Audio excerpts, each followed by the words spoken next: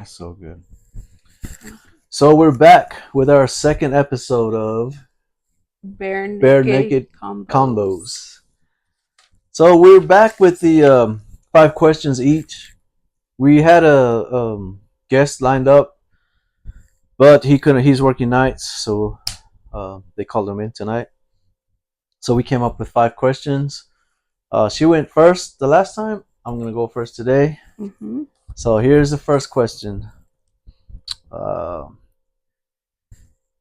how many tattoos do you have, and which one is your favorite? Okay. Okay, I have 5 tattoos. And actually, I have 6. Never mind, I'm counting wrong. This one is my favorite tattoo. Amor Fati. Yes, Love Your Fate. it's my favorite tattoo. That's your Right now. favorite. Yeah, well, especially because white flower, even though it's kind of nasty, but yeah. Okay. What is yours? Yeah, I have 5 too. My favorite is it's Memento Mori. I have it right here. And that means you're gonna die. Te vas a morir in Spanish. So what that's trying to tell you is like get moving, do stuff before you die. I mean, the way I look at it is I don't want to be on my deathbed regretting a bunch of stuff. So I always, it's kind of sound weird. It's gonna sound weird, but I always have like death right here in front of me. I use it. I'm able to use death for motivation, and I think to me that's what that means. So I have it tattooed on me. Is that why you have it so close to your chest? Yes. Okay. um, when do you feel the most in control of yourself? When do I feel the most in control? Probably when I'm dang, that's a good question. But right now, I can think the first thing that comes to mind is when I'm working out, especially doing cardio. I I like pushing it to to where I'm almost gonna faint. Yeah, That's how we were this morning. yeah. So that's I feel in control at that time. Like, yeah. I can say when the most I'm in control is probably when I have a good flow at work. I feel like that's my most control. Like I got everything's flowing. I can feel that control a little bit. Hmm. I'm not saying all the way, but for the most part, yeah. Especially dealing with a lot of phone calls, papers, things like that. Yes, Yeah. it can get messy. Okay. Question number 2. Name one person that inspires you, and why does he or she inspire you? We have discussed this, have we not? Not with our public. um, to be honest, I when we talked about this the last time, I think I said it was him that kind of inspires me because I'm the outgoing person and he's kind of more of the stable, the neutral person. And I feel whenever I don't need to be like crazy, or how do I put it? Like I don't know how to say it. Um, just more like being myself, and when I need to be put in line, you are kind of there to do that for me. So, and I like that. I like that balance that I can be this and then I can be with you that way, but I can do both at the same time. Okay. So I think that's you inspire me to do that. Me, who is one person that inspires you, and why? I came up with this question that I can't. I don't even.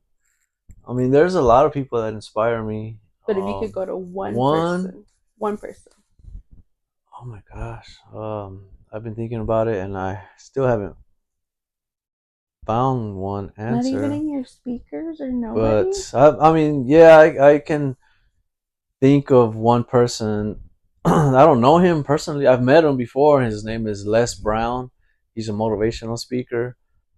If you know his story, it's a wild story, man. So Google it. Les Brown. He has a lot of videos on YouTube, and yeah, he's that guy's amazing. So that's probably the guy that inspires me the most. Would you sacrifice your life for someone else?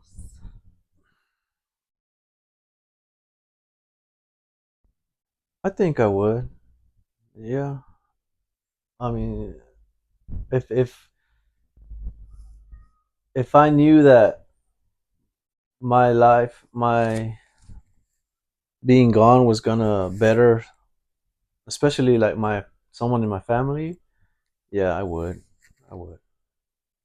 But I would even do it for, like, say, the world. I mean, if yeah, I would. It Mhm. meant to better the world, you Right. would do it. I'm kind of yes and no. I know that's bad to say, but yes, I would do it for the great of the greater of good. But then also, I'm like, if I was to do that and it didn't turn out that way, Well, you wouldn't know. I wouldn't know. But still, I wouldn't. That's hard for me to take a risk on that. Yeah. That's risky. I mean, I mean, you're yeah, not gonna know, but still, I mean, especially like I said, especially for to say your children. Yeah, in a of heartbeat. course, Yeah. I mean, I always. think anyone would, but yeah, I think I would. And that's another topic we'll discuss later about death. We got wild opinions on that. I do anyway, and it's we'll discuss that in a later episode. But yeah, let's keep that in mind. Death. Yes. Memento mori. Remember. Mm-hmm. So, whose turn is it? My turn. Mm-hmm. What's your favorite childhood memory? Oh my gosh, I always laugh to this. So when I was little, you know, being um, raised by I mean, being around four siblings and my mom is being the only parent, we were forced outside all day long. So my favorite childhood memory was always grabbing the water hose and just pulling a bunch of dirt together and making it all mushy and serving a mud pie to my mom, but still eating it because I did eat dirt. And I remember she would always tell me all the time, stop eating that. You're going to end up eating a rock. You're going to choke. Something's going to happen to you. But that was my fun childhood memory. I would love to make mud pies. And I did eat dirt. Or Don't judge dog me. dog patties? Don't judge me. But yes, I did. We discussed this the other day. Like we had like rapid fire, just amongst ourselves, and I my answer like immediately was hanging out with my cousins. But like now I thought about it, and really my favorite childhood memory was being, oof, I Bad. 9, 8, 9, 10 years old. That age, 7 years old, and my mom would always work 2 or 3 jobs. She'd leave in the morning. She wouldn't get back till like 10 p.m. Her last job was waitress slash cook at a restaurant. And I remember I always wanted to stay home. I mean, stay up late to see her come home to see her because I didn't see her all day. And I think that is my like favorite memory because I would always like I would anticipate like, man, what time's mom coming home? 10 o'clock. I knew the restaurant closed at 10, and she'd probably be home like an hour later because they have to clean up and stuff. So I remember the finale of MASH. I don't know, you Gen Xers will know this. MASH. That was I watched it all the time, and the finale. Um, I thought that night I was like, I'm gonna stay up, watch it, and then my mom's gonna be home. I missed. I fell asleep. I woke up. My mom was already asleep, and the TV was off. I was like, dang it, I missed it. I missed the finale and my mom getting home. So, but yeah, I think that's my favorite memory, like childhood memory. My mom was always. just wanting to see my mom come home.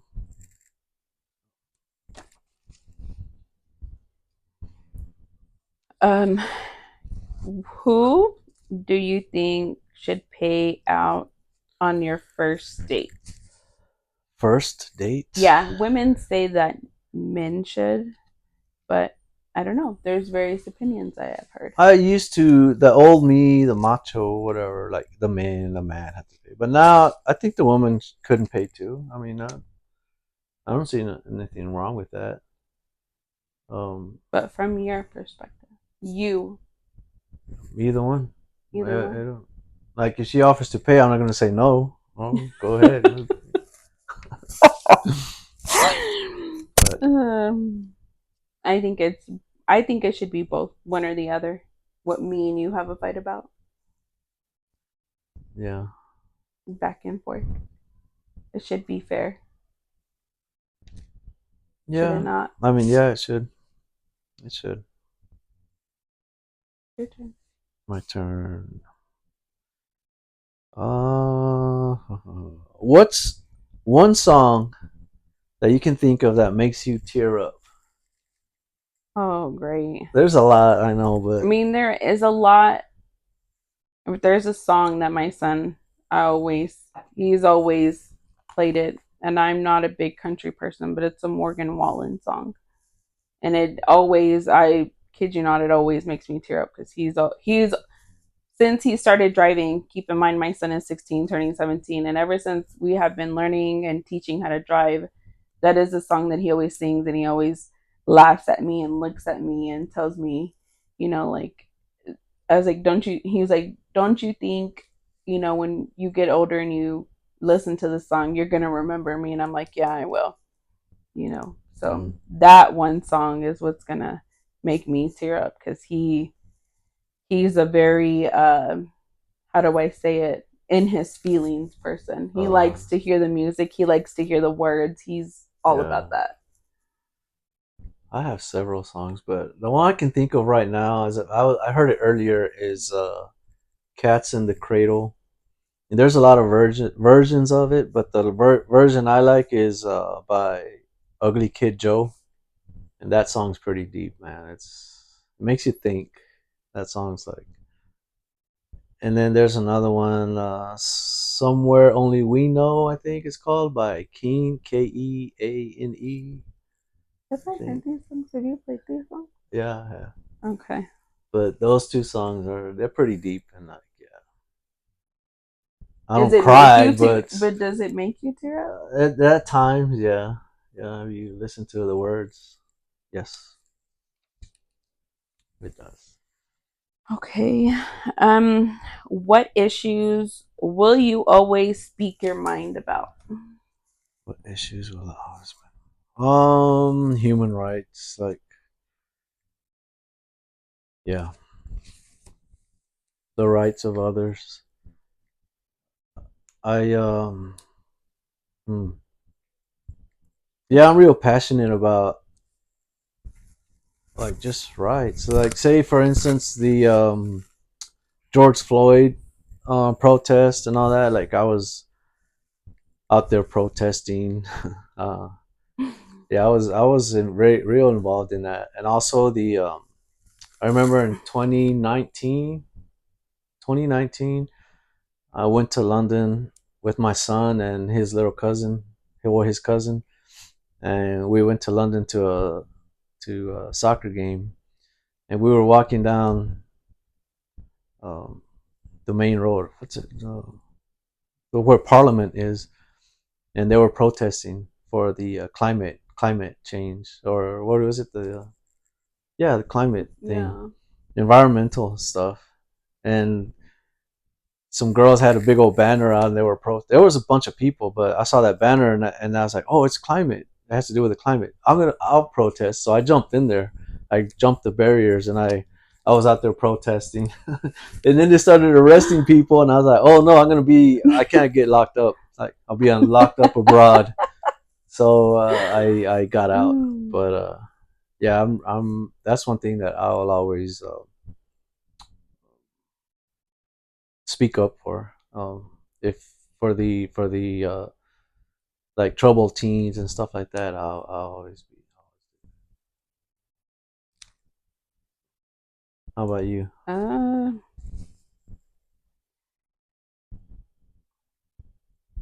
I guess just speaking out, like letting know how people the world can be. Um, there's so much going on. Like I try not to pay attention to. I'm not all that trying to get involved and stuff. I don't like that. But for the most part, I mean, I will speak up on how people act, how people should be. Like this world is crazy. I don't know. I don't even know how to think nowadays because people are just changing up. You can't even say nothing. You can't even do nothing now without somebody calling you out or Keep that in uh-uh. mind because my next question has something to do with that. So What? let's go ask your next question. Um, how are you different than your old self last year? How am I different right now than last year? Yes. I am more mentally. I love myself. I really do. I always have, but I'm at a better place mentally. I've worked so hard on my mental health, reading, just learning from. Like I said on my last our last episode, I love learning from people. So I'm a nurse, so I work with elderly people, and I ask them questions. I talk about life with them, and that's really helped me like mentally. That's how I'm way different from last year, but in that way. My difference would probably be more calmer. I'm not, Yeah, you're more calm. I'm way more calmer. Like old Selena would probably cuss you out and do a whole lot of other things and probably hurt your feelings real quick with just words. And I am so much better. I am so much calmer. I just act like Yeah. nothing. Everything flies off me now. Seriously. I'm so much calmer at that. Okay. Was that your last question? Uh, yeah, that was my Yeah. last question. Okay. My last question is, what do you like about today's generation, the youngsters today? Oh gosh. Like So you were talking about, you yes. can't like because the cancel culture, right? That's it. Hmm. So what do you like about them though? So the only thing that I do like, of course, because our generation and his generation, we were taught to work. We didn't. We made time in between working and doing our daily lives. But nowadays, this generation is more about spending time with themselves, spending time with their family, taking time for themselves. And I think we do need that from time to time because we're always working and doing what we need to do to make ends meet at some point or making the job better for yourself. I mean, we're always overworking ourselves at some point, us in this generation. But for them, they were like, okay, well, I can work, it's okay. And also, I can take time for myself. So I like the Yeah. importance of how they see that, and making sure that we all have some kind of mental stability, I guess, at some point. Because, yeah, overworking and doing Yeah. all of that does get to I you think after a because while. this generation works smarter. Mm-hmm. We work more like physically, and these kids are smart, man. And that's to me, I'm proud of this generation. I really am. Even they want to cancel everyone, and they're out there protesting everything. I like that. I like that because I was listening to a podcast earlier, and the guy was saying, "Oh, this is a weak generation, and they're soft and all that." I don't think so. I think they're strong. They're a strong generation because they have the balls to stand up to things, Yep. and we couldn't. I mean, I look back to when I was in school, and if the teachers were to do what they did to us now, I mean, shit, they get fired, you know. And back Mm-hmm. then, they didn't care. Well, they could treat us like crap, and So go on. yeah, Go just home. there was their word against ours, you know, like or our word against theirs. Like we couldn't, if we, Defend even if we ourselves. were right, they wouldn't believe us. At least where I'm from, I mean, shit, the teachers were always right. We would, you know, I was a poor student, a bad kid, but that's the that's the reason why, because the teachers already, they labeled you, and like it don't matter if you tried or whatever, they would give you a break. Like you were already the bad kid from kindergarten up to the senior freaking, like I was bad. I was labeled like that.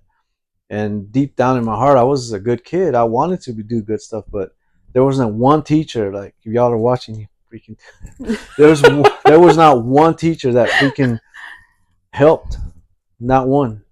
Not one teacher that helped me out. As a matter of fact, there was a teacher that was loved in the town. She was a Christian, and everybody loved her. And that was probably the worst teacher that did harm to me, like mentally, you know, like you're never gonna amount to anything. You won't never make it in college, stuff like that. That was told to me like by that perfect teacher. I mean, and so now I like that these kids can stand up and fight back. I like that, and I would stand behind. That's why I'll help like a kid. I'll back them up on anything because yeah, Expressing their emotions yeah. is a huge thing now. Like a lot of people We had don't. to keep it in, Mm-hmm. and We were these taught. kids, I mean, they're yeah. That is true. So, Mm-mm. because that was all our questions. So yes, that was our episode. Hopefully next time we'll have our guest.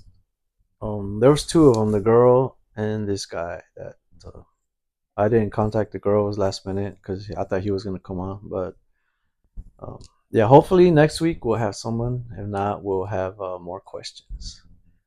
So you have any? Like, share, follow, do whatever you need to do. But yes, ask questions. It would be nice. We like to get your opinions again. So if you can do that, Yeah. reach out to us, message Our us. YouTube is up. It's under Bare Naked Convos. This episode won't be on the podcast. I had a little bit of issues with my that part of the recording, so that I screwed up. I didn't fix it. I had all day to fix it, and I waited till the last minute. So, Mm-mm. but anyways, see y'all next episode. Bye.